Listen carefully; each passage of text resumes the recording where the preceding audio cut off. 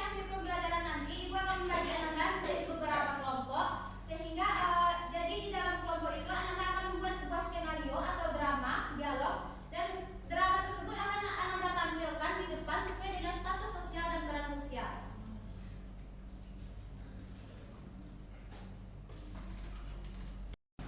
Jadi yang pertama itu atribut status, di mana yaitu status sosial yang kita dapatkan sejak lahir, seperti jenis kelamin, ras, kasta, keturunan, dan golongan.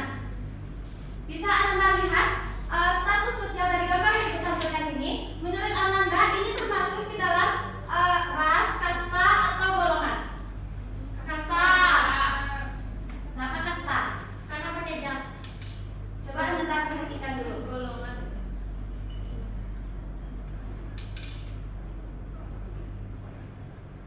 Apa Doli?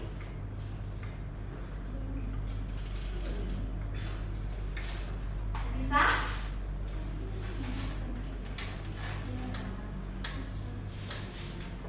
Bisa?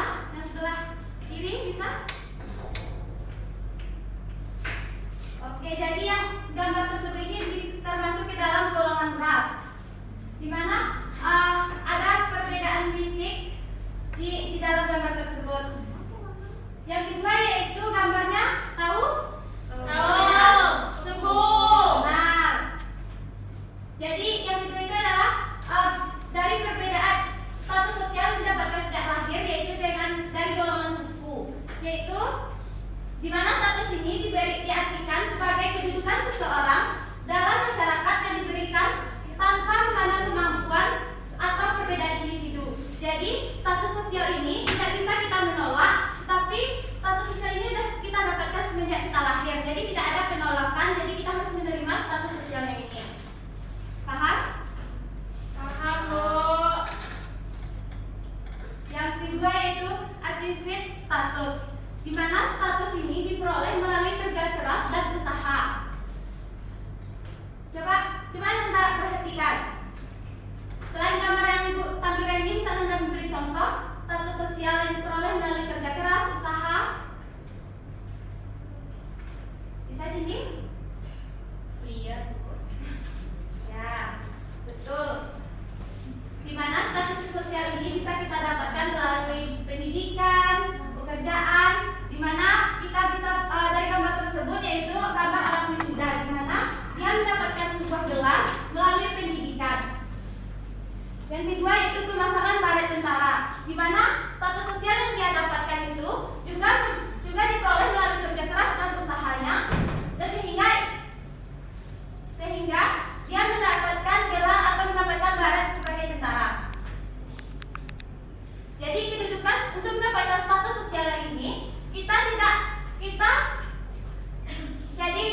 untuk mendapatkan status sosial ini kita tidak yang tadi itu dari sejak kita lahir, tapi yang ini bisa kita dapatkan melalui usaha kita tanpa batas gitu.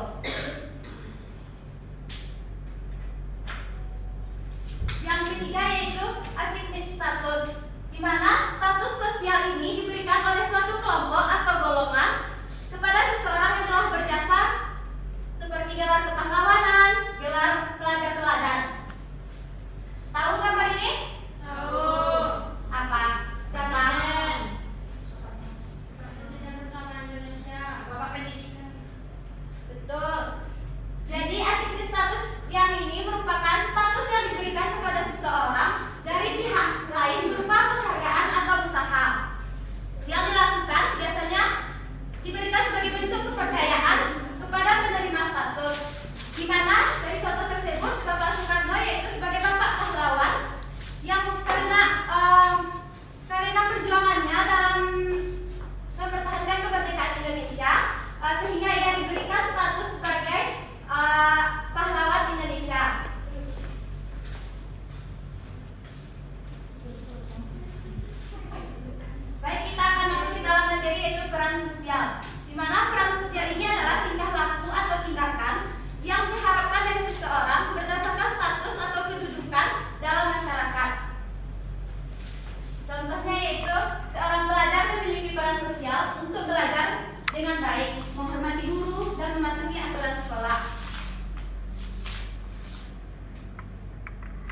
Dan terakhir yaitu kita akan masuk ke dalam materi hubungan status dan peran sosial, di mana status sosial dan peran sosial ini saling terkait dan saling terhubung. Jadi status sosial ini menentukan peran sosial yang harus dijalankan oleh individu. Tanpa status, seseorang tidak memiliki peran, dan tanpa peran, status menjadi tidak bermakna.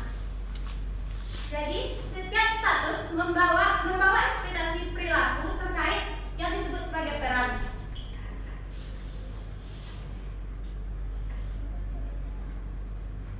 Baik, untuk ini Ibu akan membagi Anda beberapa kelompok. Apakah Anda sudah paham materi hari ini?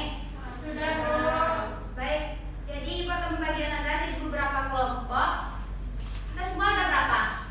2, 2. 1, 2, 3. Tunggalin. 1, 2, 3, 4, 5, 6.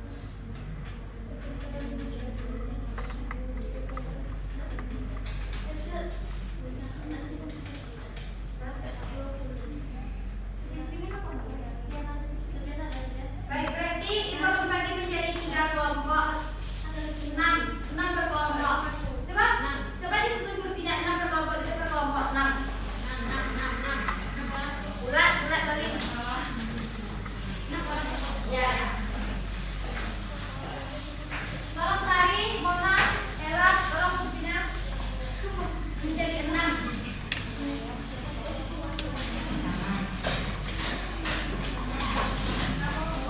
Ami, Yandi, Delva.